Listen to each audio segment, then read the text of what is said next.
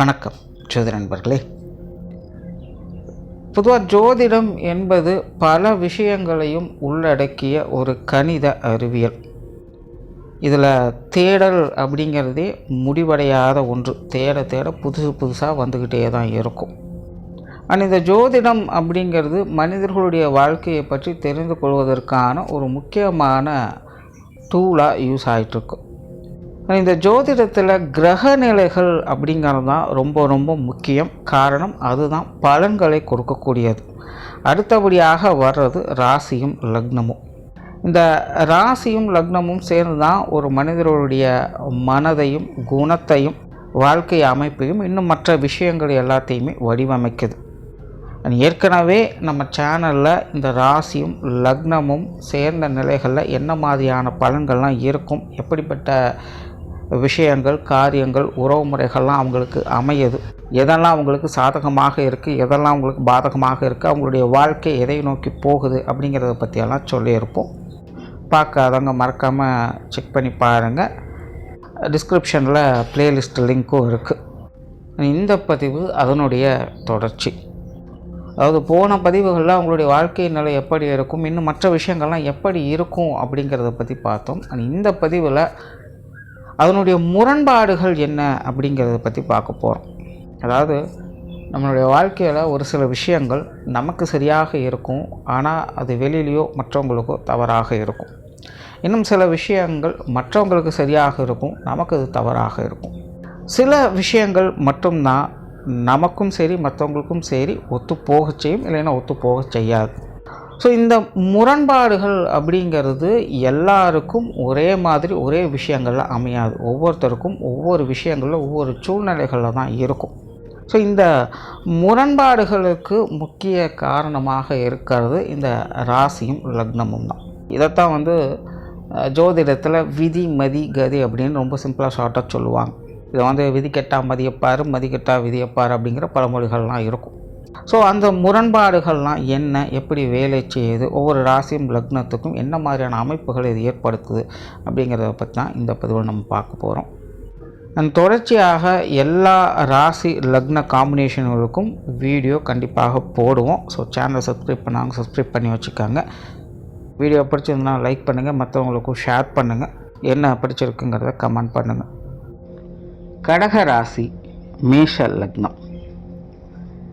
இந்த கடகராசி மேஷ லக்னத்தில் பிறக்கிறவங்க ரொம்பவுமே ஸ்ட்ராங்கான நபர்களாக இருப்பாங்க. இவங்களுடைய மிகப்பெரிய ப்ளஸ்ஸே என்ன அப்படின்னு பார்த்தீங்கன்னா, மற்றவங்களுடைய தேவை என்ன அப்படிங்கிறத ஈஸியாக அனலைஸ் பண்ணிடுவாங்க.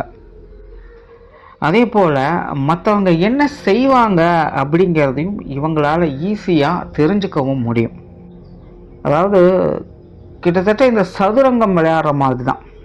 அதாவது தான் எதிரில் இருக்கிறவங்க எப்படிப்பட்டவங்க அப்படிங்கிறது பிரச்சனை கிடையாது, ஆனால் அவங்க என்ன செய்வாங்க, அடுத்ததாக எந்த காயை எப்படி நகர்த்துவாங்க அப்படிங்கிறத அனலைஸ் பண்ணணும். கிட்டத்தட்ட இந்த கடகராசி மேஷ லக்னத்தை சார்ந்தவங்களும் அப்படித்தான். மற்றவங்களுடைய குணம் என்ன, இவங்க நல்லவங்களா கெட்டவங்களா, இவங்க சொல்கிறதெல்லாம் சரியா தவறா அப்படிங்கிற மாதிரிலாம் எதையுமே பார்க்க மாட்டாங்க. ஆனால் அதுக்கு பதிலாக அவங்க என்ன செய்வாங்க, அதற்கு நம்ம என்ன செய்யணும் அப்படிங்கிறத அனலைஸ் பண்ணிக்கிட்டே இருப்பாங்க. பல நேரங்களில் இது அவங்களுக்கு சரியாக வேலை செய்து இது இவங்களுடைய மிகப்பெரிய ப்ளஸ் அப்படின்னு சொல்லலாம். பட் இந்த கடகராசி மேஷ லக்னத்தை பொறுத்த வரைக்கும் என்ன ஒரு பிரச்சனைனா, இவங்க கொஞ்சம் பிடிவாதக்காரங்க, அதே போல் சுக விரும்புகளும் கூட. இவங்க எப்போவுமே ஒரு கம்ஃபர்ட் ஜோனை தான் அதிகம் விரும்புவாங்க. அதாவது இவங்க வேலை செய்கிறதுக்கெல்லாம் எப்போவுமே தயார் தான், ஆனால் ரொம்ப ரிஸ்கெல்லாம் எடுக்கக்கூடாது. கஷ்டப்படுற நேரம் கஷ்டப்பட்டுக்கலாம், ஆனால் அதுக்கப்புறமெல்லாம் நான் எப்போவுமே என் லைஃப்பை ஒரு ரிட்டைர்மெண்ட் என்ஜாய்மெண்ட்டோடு இருக்கணும் அப்படின்னு இவங்க எதிர்பார்க்கக்கூடியவங்க. லைஃப்பை எப்போவுமே ஒரு கம்ஃபர்ட் ஜோன்லேயே வச்சுக்கணும், செக்யூர்டாக வச்சுக்கணும், நல்ல ஒரு லக்ஸூரியஸாக அமைச்சுக்கணும் அப்படிங்கிறதுல இவங்களுக்கு ஆசாபாசங்கள் அதிகம். ஸோ தனிப்பட்ட நிலையில் இந்த மாதிரியான விஷயங்கள் காரியங்களில் எப்போவுமே இவங்க அதிக ஆர்வம் காட்டக்கூடியவங்க. பட் இப்போ சொன்ன இந்த ரெண்டு விஷயங்களும் தான் இந்த கடகராசி மேஷ லக்னத்துக்கு பெரிய முரண்பாடுகளாகவும் அமையும். அதாவது ஒரு பக்கம் இவங்களுடைய லைஃபோட கம்ஃபர்ட் ஜோனை நோக்கி இவங்க நகர்ந்துக்கிட்டு இருக்காங்க, ஆனால் இன்னொரு பக்கம் இவங்க மற்றவங்க என்ன செய்கிறாங்க, மற்றவங்களுக்காக என்ன செய்யணும் அப்படிங்கிறதுக்காகவே அதிக நேரம் செலவு செய்வாங்க. பெரும்பாலும் மக்கள் ஏதோ ஒரு தேவைக்காகத்தான் இவங்களை அணுகி வராங்க. அவங்களுடைய தேவை முடிஞ்சதுக்கப்புறம் அவங்க போயிடுவாங்க. ஸோ முழுவதுமாக ஒருத்தரை நம்பி அல்லது எதிர்பார்த்து இவங்களுடைய வாழ்க்கையை நடத்துறது அப்படிங்கிறது ரொம்ப ரொம்ப கஷ்டம். கிட்டத்தட்ட ஒரு வியாபாரம் மாதிரி தான் இவங்களுடைய வாழ்க்கை அப்படிங்கிறதே அமையுது. அதாவது வியாபாரம் அப்படிங்கிறது கொடுக்கல் வாங்கல் விஷயங்கள் அதிகமாக இருக்கும். எல்லாமே லாப நஷ்டத்தை மையப்படுத்தியதாக தான் இருக்கும். எதுவுமே அங்கே பர்சனலாக இருக்காது. கிட்டத்தட்ட இந்த கடகராசி மேஷ லக்னத்தை பொறுத்த வரைக்கும் இவங்களுடைய வாழ்க்கை முழுவதுமே இந்த ஒரு வியாபார முறைகளில் தான் எல்லா விஷயங்களுமே அமையுது. இங்கே ரொம்ப பர்சனலாக எதையுமே எடுத்துக்க முடியாது. எல்லாருமே அவங்களுடைய தேவைகளுக்காகத்தான் எல்லாத்தையும் செஞ்சுக்கிட்டு வர்றாங்க. இவங்களை தேடி வர்றாங்க, எதிர்பார்க்குறாங்க. எல்லா விஷயங்களும் இவங்களுக்கும் கூட மற்றவங்களுடைய தேவைகள் மூலமாகத்தான் மற்ற எல்லா விஷயங்களுமே அமைஞ்சிக்கிட்டு வருது. ஸோ மற்றவங்களுடைய தேவைகள் குறையும் பொழுது இவங்களுடைய வாழ்க்கையில் முன்னேற்றங்கள் அப்படிங்கிறது இருக்கிறது இல்லை. அதனால் இந்த கடகராசி மேஷ லக்னத்தை பொறுத்த வரைக்கும் இவங்களுடைய வாழ்க்கையை ஒரு வியாபாரம் மாதிரி பார்த்தா தான் கொஞ்சம் பீஸ்ஃபுல்லாக இருக்க முடியும். அதை விட்டு எல்லாத்தையுமே ரொம்ப பர்சனலாக எடுத்துக்கிட்டாங்க அப்படின்னா அது ஒரு மாதிரியான சிக்கல்களையும் ஏமாற்றங்களையும் கொண்டு போய்விடும். ரொம்ப சலிப்பு தட்ட வச்சிடும். எல்லாத்துக்கும் செய்கிறேன், ஆனால் எனக்கு யாரும் எதுவும் செய்ய மாட்டேங்கிறாங்க, பார்த்து ஒவ்வொரு விஷயத்தையும் நான் செஞ்சிட்ருக்கிறேன், ஆனால் கடைசியில் பழி என் மேலே தான் விலகுது, எவ்வளவு கஷ்டப்பட்டாலும் என்னால் சந்தோஷமாக இருக்க முடியல அப்படின்னு தன்னைத்தானே அவங்க நொந்துக்கிட்டே இருப்பாங்க. ஸோ இந்த மாதிரியான சங்கடங்களை தவிர்க்கணும் அப்படின்னா இந்த வியாபார விஷயங்களை மட்டும் பார்க்கணும். எதையும் பர்சனலாக எடுத்துக்கக்கூடாது. அது எந்த ஒரு விஷயங்கள் காரியங்களாக இருந்தாலும் சரி, அல்லது எந்த ஒரு உறவு நிலைகள் இருந்தாலும் சரி, ரொம்ப சென்டிமெண்ட்டாக பர்சனலாக உள்ளே போயிட்டாங்க அப்படின்னா அது அவங்களுக்கு பிரச்சனை தான். பட் கடகராசி மேஷ லக்னத்துடைய காம்பினேஷனை பொறுத்த வரைக்கும் ஒரு பெரிய ப்ளஸ் என்ன அப்படின்னு பார்த்தீங்கன்னா, இவங்களால் மற்றவங்களை ஈஸியாக கண்ட்ரோல் பண்ண முடியும். என்னதான் மற்றவர்கள் அவங்களுடைய தேவைக்காக இவங்களை அணுகி வந்தாலும் இவங்களால் ஈஸியாக மற்றவங்களை மேனிப்புலேட் பண்ணவும் முடியும், மற்றவங்களை கண்ட்ரோலை வச்சுக்கவும் முடியும். இவங்களுடைய கட்டுப்பாட்டிலையும் இவங்களுடைய மேனேஜ்மெண்ட்லையும் தான் மற்றவங்க இருக்கிறாங்களே இல்லாமல் மற்றவங்களுடைய கட்டுப்பாட்டில் இவங்க இருக்கிறது இல்லை. அதனால் கிட்டத்தட்ட இவங்க எப்போவுமே ஒரு விதமான தலைமை பண்புகளோடு தான் இருப்பாங்க. ஒரு குடும்பம் இருக்குன்னா குடும்பத்தில் இவங்களுக்கு முக்கியமான பங்குகள் எப்போவுமே இருக்கும். இவங்களுடைய கண்ட்ரோலில் தான் பெரும்பாலான விஷயங்கள் அப்படிங்கிறது போகும். ஒரு வேலை செய்கிறாங்க அல்லது ஒரு தொழில் நடத்துகிறாங்க அப்படின்னாலும் கூட அங்கே இவங்களுடைய பங்குகள் தான் அதிகமாக இருக்கும். பெரும்பாலான விஷயங்கள் இவங்களுடைய கண்ட்ரோலில் தான் இருக்கும். ஸோ இப்படி பெரும்பாலான கட்டுப்பாடுகள் இவங்ககிட்டயே இருக்கிறதுனால மற்றவங்களை சார்ந்து இருக்க வேண்டிய கட்டாயம் அப்படிங்கிறது இவங்களுக்கு இருக்கிறது இல்லை. ஆனாலும் விதி அமைப்பு மற்றவங்களுடைய தேவையின் அடிப்படையில் தான் இவங்களுடைய வாழ்க்கை நகர்வுகளை அமைக்குது. ஸோ அந்த நுணுக்கங்களை புரிஞ்சு ரொம்ப பர்சனலாக எதையும் டீல் பண்ணாமல் கரெக்டாக எல்லாத்தையும் மேனேஜ் பண்ணாலே போதும், இவங்களுடைய வாழ்க்கை நிலை அப்படிங்கிறது சிறப்பாக இருக்கும். பட் எது எப்படி இருந்தாலும் சரி, இங்கே சுற்றி இருக்கிறவங்க எல்லாரும் ஏதோ ஒரு தேவைக்காகத்தான் இவங்க கூட இருக்காங்க அப்படிங்கிறத புரிஞ்சுக்கணும். பட் இதை இங்கே தவறாக எடுத்துக்கொள்ள வேண்டாம். இங்கே எல்லாமே ஒரு காரண காரியங்களோடு தான் நடந்துக்கிட்டு இருக்குது. கிட்டத்தட்ட வாழ்க்கை அப்படிங்கிறது ஒரு வித வியாபாரம் மாதிரி தான். எல்லாமே இங்கே ஒரு விதமான கொடுக்கல் வாங்கல் முறையில் தான் நகர்ந்துக்கிட்டு இருக்கும். இதெல்லாத்தையும் ப்ராக்டிக்கலாக புரிஞ்சுக்கிட்டவங்க ஓகே, புரியாதவங்க தான் அந்த சென்டிமெண்ட்டுக்குள்ளே போய் சிக்கிப்பாங்க. ஸோ கிட்டத்தட்ட இந்த கடகராசி மேஷ லக்னத்துக்கும் அதே மாதிரியான சூழ்நிலைகள் தான். எல்லா விஷயங்களையுமே ப்ராக்டிக்கலாக அணுகிட்டாங்க அப்படின்னா எந்த பிரச்சனையும் இல்லை. ஏதாவது சென்டிமெண்ட்டில் போய் சிக்கிட்டாங்க அப்படின்னா தான் அவங்களுக்கு மன ரீதியான தாக்கங்கள் அப்படிங்கிறது அதிகமாக தன்னைத்தானே நொந்து கொள்வாங்க. ஒரு மாதிரி வாழ்க்கை சலிப்பு தட்ட ஆரம்பித்தோம். பட் என்ன நடந்தாலும் அவங்க செய்யக்கூடிய விஷயங்களை என்றைக்கும் விட்டு விலக மாட்டாங்க. அவங்களுக்கு என்ன தோணுதோ, அவங்களுக்கு என்ன இஷ்டமோ விருப்பமோ அதை தான் அவங்க செய்வாங்க. கிட்டத்தட்ட தான் தோன்றித்தனமாக அவங்க செய்யக்கூடிய விஷயங்கள் எப்போவுமே செஞ்சுக்கிட்டு தான் இருப்பாங்க. பட் அதெல்லாம் பீஸ்ஃபுல்லாக இருக்குமா இல்லையா அப்படிங்கிறத தான் இந்த அணுகுமுறைகள் மூலமாக நம்ம பார்க்குறோம். ஆனால் இந்த கடகராசி மேஷ லக்னம் அப்படிங்கும்பொழுது இயற்கையாகவே புத்திக்கும் மனசுக்கும் நிறைய வேறுபாடுகள் அப்படிங்கிறது இருக்கும். கல்லுக்குள் ஈரம் அப்படின்னு சொல்கிற மாதிரி இவங்களுடைய மனமானது ரொம்பவுமே சாஃப்டாக இருக்கும். ஆனால் இவங்களுடைய குணம் அப்படிங்கிறது ரொம்பவுமே முரட்டு சுபாவம் தான். ஒரு பலாப்பழம் மாதிரி வச்சுக்கலாம். வெளியில் பார்க்குறதுக்கு கரடு முரடாக இருப்பாங்க, ஆனால் உள்ளுக்குள்ளே ரொம்பவுமே இனிப்பானவங்க. ஸோ இதையெல்லாம் எத்தனை பேர்த்துக்கு புரிஞ்சுக்க முடியும் அப்படிங்கிறது தெரியாது. ஸோ சுய ஜாதகம் நல்லபடியாக அமையக்கூடியவங்களுக்கு இந்த மாதிரியான புரிந்துணர்வு கொண்ட மனிதர்களுடைய பழக்க வழக்கங்கள், சகவாசங்கள் அப்படிங்கிறது அதிகமாக ஏற்படும். ஸோ என்ன தான் வாழ்க்கை ஏற்ற இறக்கங்கள் இருந்தாலும் அதை எல்லாத்தையும் அப்படியே ஈஸியாக மெயின்டைன் பண்ணி கொண்டுட்டு போயிடுவாங்க. ஒருவேளை சுய ஜாதகம் சரியாக அமையலை அப்படிங்கிற பட்சத்தில் முரண்பட்ட கருத்துக்கள் உடையவங்க நிறைய பேர் இவங்க கூட இருப்பாங்க. இவங்களை சுற்றி இருக்கிறவங்களாம் கிட்டத்தட்ட அப்படித்தான் இருப்பாங்க.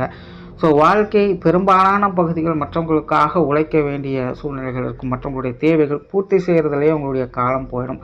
அவங்க தேவை முடிஞ்சோன்னா அவங்க கை கழுவிட்டுட்டு போயிடுவாங்க. அதுக்கப்புறம் கடைசியில் இவங்க தன்னைத்தானே நொந்துக்கிட்டு இருப்பாங்க. ஸோ சுய ஜாதக அமைப்பின்படி இந்த வேறுபாடுகள், முரண்பாடுகள் அப்படிங்கிறதும் அமையுது. ஆனால் அது மட்டும் இல்லை, எப்போவுமே இந்த கடகராசி மேஷ லக்னம் அப்படின்னு வரும்பொழுது மனசு ஒரு விஷயத்தை சரி அப்படின்னு சொல்லிச்சுன்னா புத்தி அந்த விஷயத்தை வேண்டான்னு சொல்லிடும். அது இன்னும் கிளியராக சொல்லணும், இங்கே புத்தி அப்படின்னு சொல்கிறத விட அவங்களுடைய சூழ்நிலைகள் ஒத்து வராது அப்படின்னு சொல்லணும். அதாவது அவங்களுடைய மனம் செயல்படுவதற்கு தயாராக இருக்கக்கூடிய நேரத்தில் அவங்களுடைய சூழ்நிலைகள் அவங்களுக்கு ஒத்து வர்றதில்லை. சூழ்நிலைகள்லாம் நல்லபடியாக மாறி அமைஞ்சிட்டு வரும்போது அவங்களுடைய மனம் செயல்படுறதுக்கு தயாராக இருக்கிறது இல்லை. ஸோ இவங்களை பொறுத்த வரைக்கும் இப்படி மனதிற்கும் இவங்களுடைய சூழ்நிலைகளுக்கும் உள்ள முரண்பாடுகள் இவங்களுடைய வாழ்க்கை நிறையில் ஒரு பெரிய பிரச்சனையாக அமையும். ஸோ எப்போயுமே ஒரு சரியான நேரத்திற்கு சரியான மைண்ட் செட்டோடு இவங்க இருக்கணும். Right place and right time அப்படின்னு சொல்லுவாங்க. ஸோ அந்த ஒரு சுச்சுவேஷன் அப்படிங்கிறது உங்களுக்கு கொஞ்சம் சிரமமாக தான் இருக்கும். பெரும்பாலும் பார்த்திங்கன்னா இவங்க நிறைய விஷயங்களை பிளான் பண்ணிடுவாங்க. அதாவது இவங்களுடைய தனிப்பட்ட விருப்பங்கள், காரியங்களை சொல்கிறேன். இவங்களுடைய லைஃப்பில் நம்ம இந்த விஷயத்தை செய்யணும், இது இப்படி தான் கொண்டுட்டு போகணும் அப்படின்னு பிளானெல்லாம் பண்ணுவாங்க. ஆனால் பிளான் பண்ணக்கூடிய காலகட்டங்களில் இவங்களுக்கு அந்த விஷயங்கள் செய்யறதுக்கான சூழ்நிலைகளே அமையாது. மற்றவங்க பெரும்பாலும் அப்படி வேண்டாம், இப்படி வேண்டாம், இதை செய்யாத, அதை செய்யாத அப்படின்னு ஏதோ ஒரு வகையில் தடுத்துக்கிட்டு தான் இருப்பாங்க. அல்ல அதை கேட்டு சூழ்நிலைகள் அமையிறதே இவங்களுக்கு சிரமமாக தான் இருக்கும். அதாவது இவங்களுடைய காரியங்கள் அப்படின்னு வரும்பொழுது.